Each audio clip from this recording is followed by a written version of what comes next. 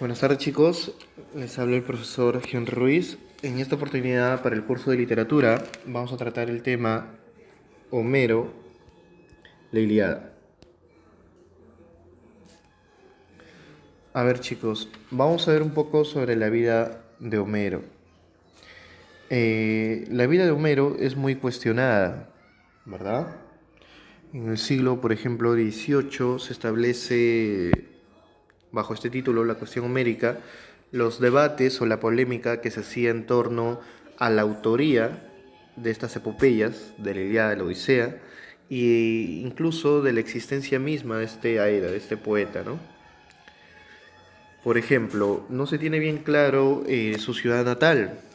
Algunos estipulan que fue en Esmirna, en Quíos, en Colofonte, en Salamina, en Rodas, en Argos y en Atenas, ¿verdad? Lo mismo pasa con sus obras.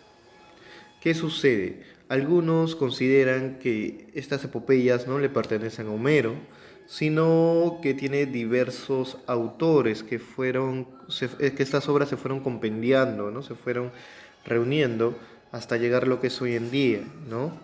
Entre estos argumentos, por ejemplo, se considera que en la Ilíada, la isla de Creta tiene 100 ciudades y en la Odisea tiene 90, ¿no? Por ejemplo, que en la Ilíada ignora el uso del hierro y en la Odisea sí la conoce. Que la mensajera de Zeus en Ilíada es Iris y en la Odisea es Hermes. Entonces, estos argumentos, ¿verdad? Por ejemplo, sustentados por Helénico y Zenón, van a debilitar la autoría de estas obras a esta edad, pues, ¿no? A Homero. Pero, como les digo, ¿no? Esto es todo un debate, toda una polémica, ¿verdad? Incluso, como le dije, se da en el siglo XVIII plenamente. Y hay otros autores que sí están a favor, bueno. Ahora, esta obra, como la conocemos, la Ilíada, con 24 cantos, eh, también tiene un transcurso para llegar a ser escrita, porque recuerden que nace de forma oral, era cantada por los Aedas, por el Aeda, perdón, por Homero, ¿no? Más o menos entre los años 870 y 750. ¿Qué va a ocurrir después? Solón, un gobernante griego, ordenó una primera recopilación de esta obra. ¿Ya? Posteriormente, en el siglo ya 6 a.C., Pisístrato, un tirano gobernador de Atenas, la recogió cuidadosamente en la forma en que conocemos. ¿Qué va a pasar siglos después? Ya la escuela de Alejandría, ¿ya? Sobre todo Aristarco, la va a ordenar debidamente y la va a dividir en 24 cantos, ¿no? Como conocemos a la epopeya tanto la Ilíada como la Odisea. ¿Estamos? Entonces, ya centrándonos en la obra, vamos a ver su estructura. Como les mencioné, la Ilíada es de género épico, ¿verdad? Y en cuanto a su especie o subgénero, es una epopeya, ¿no? Una epopeya heroica, una epopeya de guerra. Reúne 15.693 versos. Está dividido en 29 cantos y el tema principal es la cólera de Aquiles. ¿Estamos? Ahora, acá esta obra tiene un, un hecho preliminar, ¿verdad? Recuerden que esta obra va a narrar el 10.º año de la guerra de aqueos y troyanos y se va a centrar en la cólera de Aquiles. Pero ahora, la pregunta es, ¿cómo se inicia esta guerra? Mitológicamente hablando, la guerra entre aqueos y troyanos se inicia por el rapto de Helena. Recuerden el mito de la manzana, ¿verdad? Paris rapta a Helena, ¿ya? Paris que era troyano, aunque tiene sus orígenes griegos, pero eso ya es otro relato, otra historia. Paris rapta a Helena, pero resulta que Helena era esposa nada más y nada menos que de Menelao, rey o Átrida de Esparta, y a su vez era hermano de Agamenón, que era el Átrida, el rey, ¿verdad?, de Micenas. Entonces ellos convocan a todo el pueblo griego para iniciar una guerra contra los troyanos por la recuperación de esta mujer, ¿no? De la hermosa Helena. Entonces, la guerra no cuenta, la Ilíada no cuenta toda esta guerra que dura 10 años, sino el décimo año, la culminación, se podría decir. E incluso ni siquiera la culminación, sino ese suceso de la cólera de Aquiles. ¿Ya? A ver, vamos a hablar de las características de esta obra. Primero decimos la oralidad, dado que era contado por los aedas de forma oral, era cantado, muchas veces incluso improvisado en ciertas partes. Su estructura, ya les mencioné, fueron elaborados por los sabios de Alejandría, ¿verdad? Ellos lo van a componer en 24 cantos, tanto la Ilíada como la Odisea. Uso del verso hexámetro, metro o número de sílabas, que era muy empleado en las epopeyas de esa época.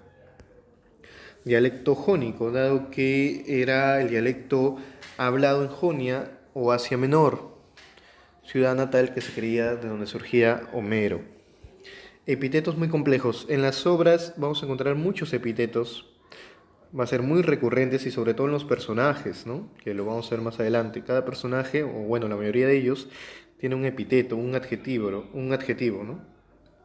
Y también se encuentran epítetos como los siguientes, ¿no? Negra noche, negra sangre. Recuerda que los epítetos son características inherentes, ¿no? Otro es la narración lineal, ¿no? Los sucesos que se presentan en la Ilíada se presentan cronológicamente ordenados. ¿Estamos? A ver, vamos a ver los principales epítetos, ¿ya?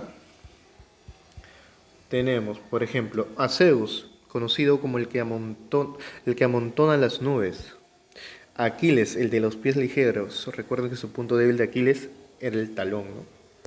Odiseo, o también llamado Ulises para los romanos, era denominado el fecundo en astucia. Es muy astuto, ¿eh? Briseida, la esclava de Aquiles, ¿verdad?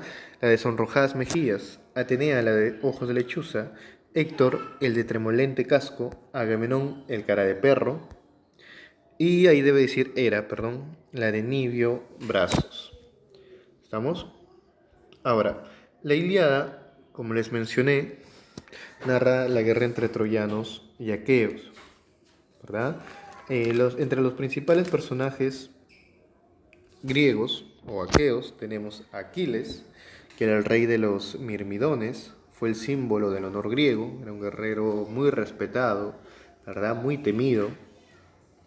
Tenemos a Agamenón, pastor de los hombres, o el cara de perro también se le conocía, rey de Micenas, a Helena, la hermosa cabellera, esposa de Menelao, y a Néstor, quizás el que tenía la voz de la prudencia, de la sabiduría, él era de avanzada edad. El rey de Pilos fue el más anciano de los caudillos. En cuanto al bando troyano, tenemos a Héctor, el de tremolente casco, hijo del rey Príamo y esposo de Andrómaca. Tenemos a Paris, el joven afeminado, hijo del rey Príamo, ¿verdad? Fue llamado Alejandro. Él tiene sus orígenes, como le mencioné, griegos, pero esa es historia aparte, quizás más adelante les cuente, ¿ya? También teníamos a Príamo, nombre de la digna realeza, último rey troyano, fue un hombre noble y generoso. Personajes secundarios, también podemos citar a Menelao, Odiseo, miren, es un personaje secundario en la Ilíada, aunque la Odisea sí iba a tomar protagonismo, a Patroclo, amigo, fiel amigo de Aquiles, o pues era su amante, ¿no? A Diómedes, a Idomeneo, a Calcas el adivino. En cuanto a los troyanos, tenemos a Andrómaca, Crises, Eneas, Pándaro, Palidomante y Heleno, entre otros. En cuanto a los bandos de los dioses, en cuanto a los griegos, estaba Hera, estaba Atenea y estaba Hefestos. ¿Por qué Hera y Atenea? Esto se puede deducir, porque recuerden que en la manzana de la discordia, Paris entrega la manzana a Afrodita. Y por oposición, ¿verdad? Hera y Atenea tenían cierta rivalidad por Paris, pues, ¿no? Y Paris era troyano. En cuanto a las divinidades, dioses que apoyaban al bando troyano, tenemos Afrodita, obviamente, porque va a ser el protegido de Paris, ¿verdad? Por haberla elegido. Tenemos a Ares y tenemos a Apolo. En cuanto a Zeus, va a ser un poco ambivalente, por momentos va a apoyar a un bando, o si no, o va a ir hacia el otro, ¿no? Entonces, iniciamos el argumento de la obra, ¿ya? Como ya les mencioné, la obra inicia con, o perdón, mejor dicho, la obra va a contar la cólera de Aquiles, ¿no? ¿Por qué se va a llenar de cólera? Lo vamos a ver. Y también les decía, la historia inicia en el 10.º año, ¿ya? Cuando estaban ya en conflicto. Y la historia inicia con una invocación a las musas, ¿no? A las diosas, que siempre en los Eddas era muy común. Las musas era quien los inspiraba a tener elocuencia y poder contar estas historias largas, ¿no? Por ejemplo, en cuanto a la Ilíada inicia de la siguiente forma. Canta diosa la cólera de Aquiles, hijo de Peleo, funesta para los griegos y causa para ellos de males sin cuento, llevándose al Hades, ¿verdad?, el lugar de los muertos, a muchas almas de héroes valerosos, cuyos cuerpos fueron pasto de los perros de rapiña de las aves, desde el día en que, por voluntad de Zeus, disputaron el Átrida, rey de hombres, y el divino Aquiles, separándose luego. Entonces, la Ilíada, o igual que la Odisea, inician con la invocación de las musas, ¿no? De las dioses, ¿ya? Ahora, esta obra nos narra inicialmente cuando Crises, ¿verdad?, que era el sacerdote de Apolo, troyano él, le pide al rey Agamenón que devuelva a su hija Criseida. Pero lo que hace Agamenón no es más que humillarlo y botarlo, ¿no? Dice, no te devolveré nada, ¿verdad? Tu hija está esclava y será mía para siempre, entre otros términos, ¿no? Lo que va a hacer Crises es pedirle a su sacerdote Apolo ayuda. Y es así que Apolo lanza con sus flechas una gran peste sobre el territorio griego. Primero sobre incluso los animales, los caballos, pero luego sobre los hombres, ¿verdad? Y esto va a mermar los guerreros griegos, ¿no? Que se van a ver disminuidos. Entonces todos preocupados, ¿verdad?, hacen una reunión y convocan al adivino Calcas. Y él explica las razones, ¿no? Por qué Apolo está disgustado con ellos. Entonces le piden a Agamenón que devuelva a Criseida. Agamenón obviamente se niega, ¿no? Y el que le va a insistir es Aquiles, ¿ya? Entonces, tanta es la existencia de él y la furia de ambos, que Néstor incluso va a tener que apaciguar, como el más viejo, como el más sabio. Pero Agamenón accede a entregar a Crises, ¿verdad?, a los troyanos, pero en cambio va a raptar de sus naves a Aquiles de su esclava. ¿Quién era la esclava de Aquiles? Era Briseida, ¿verdad? Entonces, este hecho va a provocar la primera cólera de Aquiles. Aquiles es tanto su furia incluso que quiere lanzarse contra Agamenón, increíble, le dice cara de perro, si tú siempre te llevas las mejores riquezas y los mejores botines después de conquistar cualquier tierra, ahora me despojas, ¿verdad?, de mi esclava. Entonces él se retira de la batalla molesto, esa es su primera cólera, ¿no?, su primera ira. ¿Qué suceso importante va a ocurrir después? Lo que tengo que hacer, chicos, es resumirlo a grosso modo, porque en realidad la obra es muy, muy extensa, ¿no? Son 24 cantos, ¿ya? Entonces voy a tratar de mencionar los hechos más sobresalientes, más importantes, ¿ya? Lo que va a ocurrir después es que Héctor, perdón, lo que va a ocurrir después es que Menelao, ¿ya?, reta a los troyanos. ¿Estamos? Menelao reta a los troyanos, ¿no? Entonces, ¿qué va a suceder? ¿Quién sale en el bando troyano? Va a ser Paris, ¿verdad? Entonces, Paris va a luchar contra Menelao, pero antes de ello van a hacer un pacto, incluso van a llamar a Príamo, viene Agamenón, ¿verdad?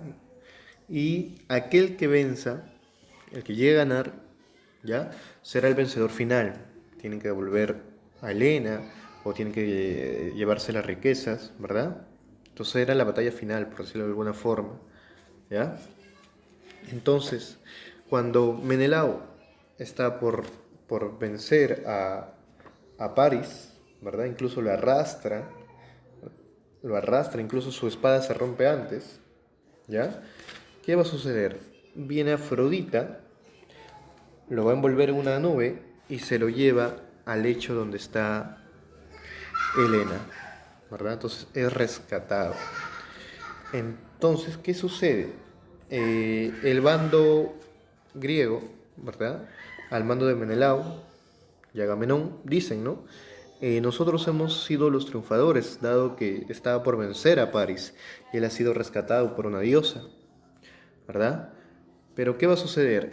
En el Olimpo, Hera y Atenea no quiere que se culmine la guerra, sino quieren ver sufrir a los troyanos.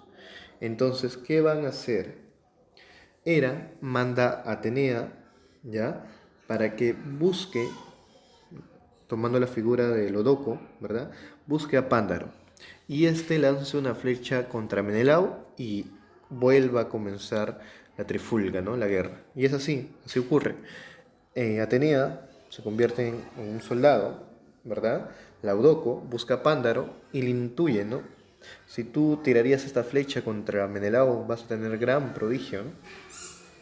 Pero que, y tira esta flecha, pero va a ir a su ayuda a Apolo, ¿no? Que lo desvía, solamente le cae un poco, le roza la cintura, pero no lo llega a matar. Incluso Agamenón va a buscar un médico, ¿verdad? Van a querer salvarle y la guerra vuelve a comenzar, ¿verdad? La trifulca vuelve a comenzar. Luego Héctor reta a los mejores guerreros griegos. Menelao se ofrece, pero su hermano Agamenón se lo impide. ¿Ya? Entonces Néstor, que era el prudente, el sabio, ¿no? Hace un sorteo. Y quien determina que va a pelear con Héctor es Áyax de Telamón, perdón.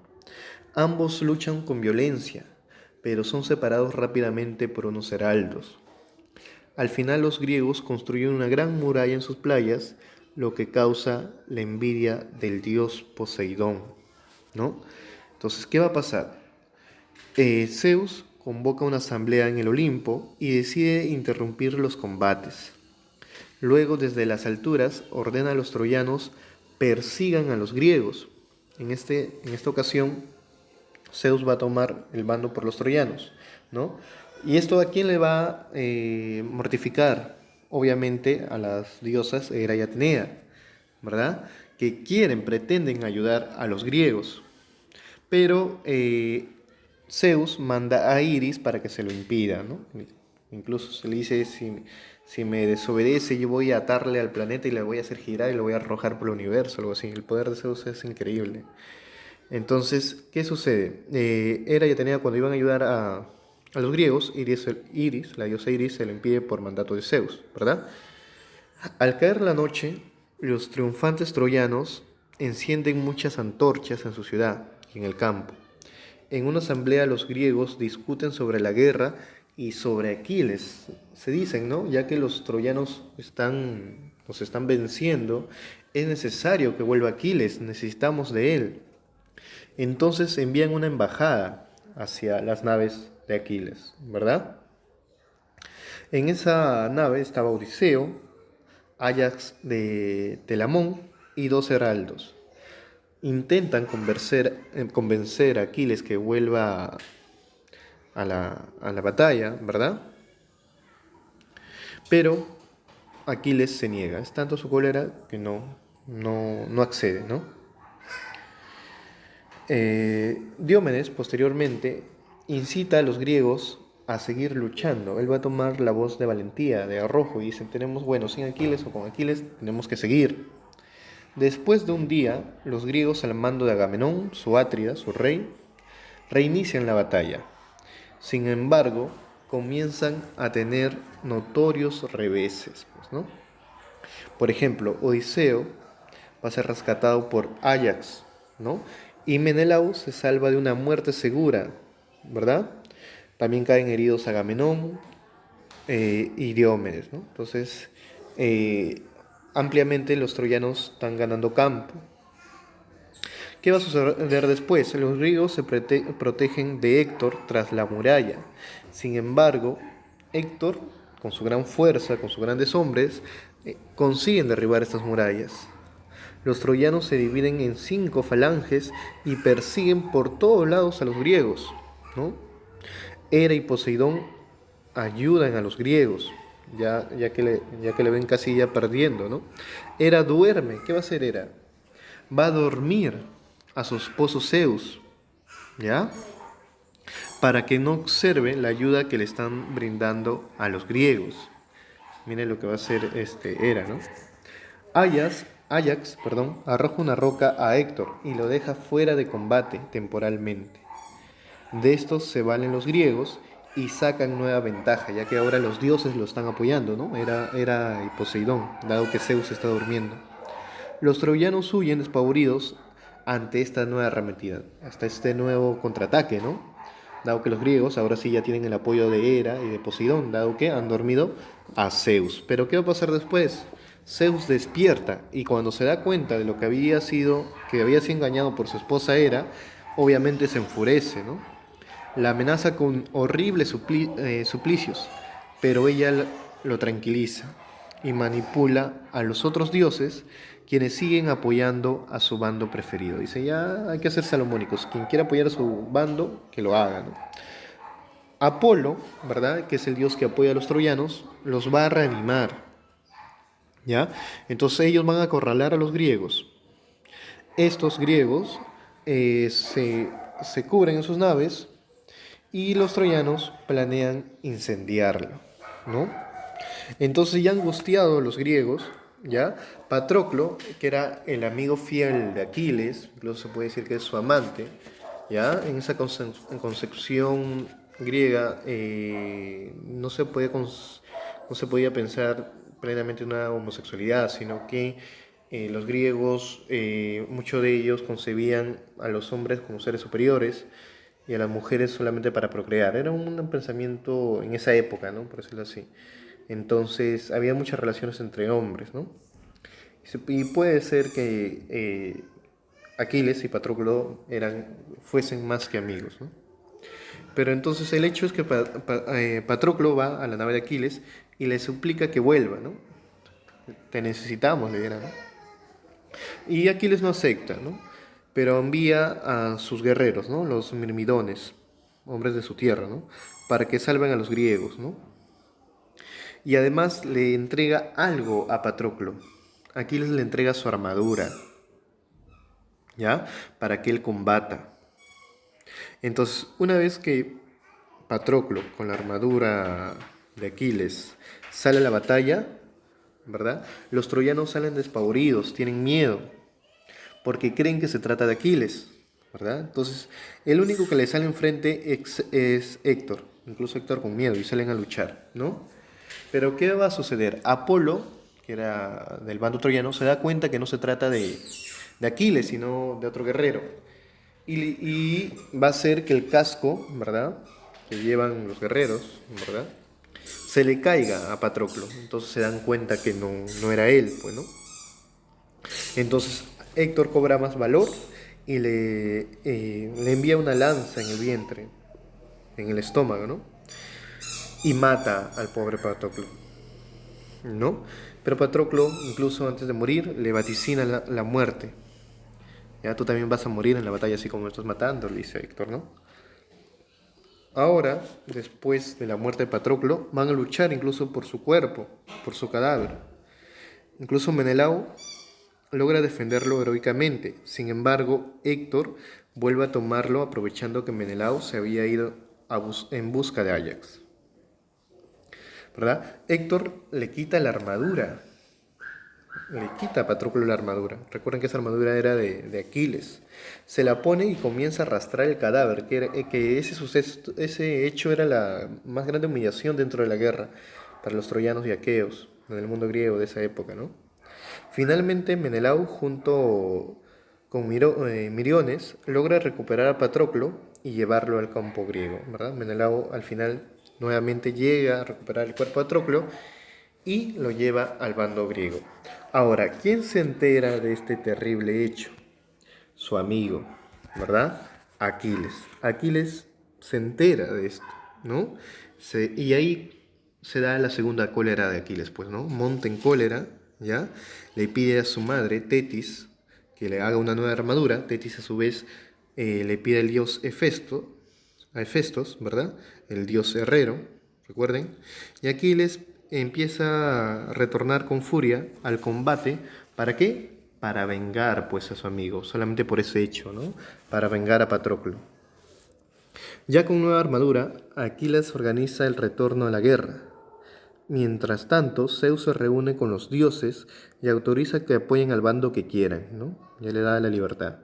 Aquiles, por su parte, está dejando muerte y desolación a su paso. Es tanto su cólera que está matando, asesinando a quien se le cruce. Los troyanos huyen, ¿verdad?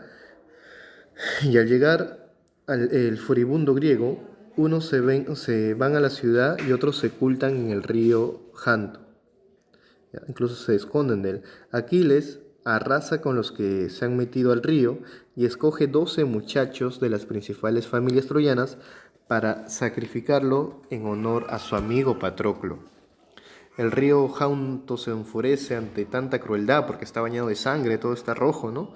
Y encrespa sus aguas, atacando a Aquiles. Este pide ayuda a los dioses y Atenea y Poseidón calman al indignado río. Luego ya Aquiles se va a dirigir a la misma Troya, ¿no?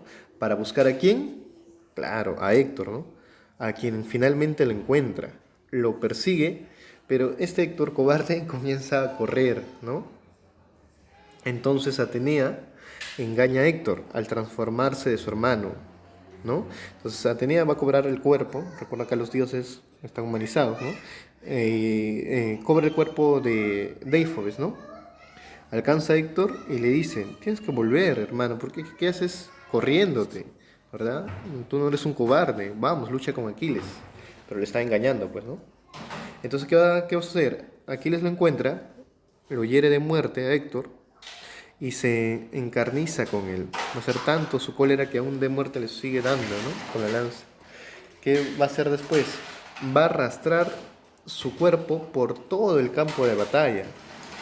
Desde lo alto, Príamo, ¿verdad? Padre de Héctor, llora desconsolado el triste final del guerrero troyano, ¿verdad? Entonces, es tanto la cólera de Aquiles que no le basta con la muerte de Héctor, sino que coge su cuerpo y lo arrastra, ¿verdad? Por el campo de batalla. De esta manera Aquiles satisface su furia arrastrando todos los días el cadáver de Héctor en torno a la tumba de Patroclo. Apolo protesta y exige a Zeus que haga algo, y éste envía a Tetis para convencer a su hijo de entregar el cadáver a los troyanos, ¿verdad? Entonces Tetis, que era la madre de Aquiles, le dice, bueno, ya, por favor, calma tu furia, entrega el cuerpo a los troyanos. Iris le dice a Príamo que él mismo vaya a reclamar el cuerpo a Héctor, ¿no? O sea, Príamo, recuerdan, el padre de Héctor, y le pide, anda Aquiles, pídele su cuerpo.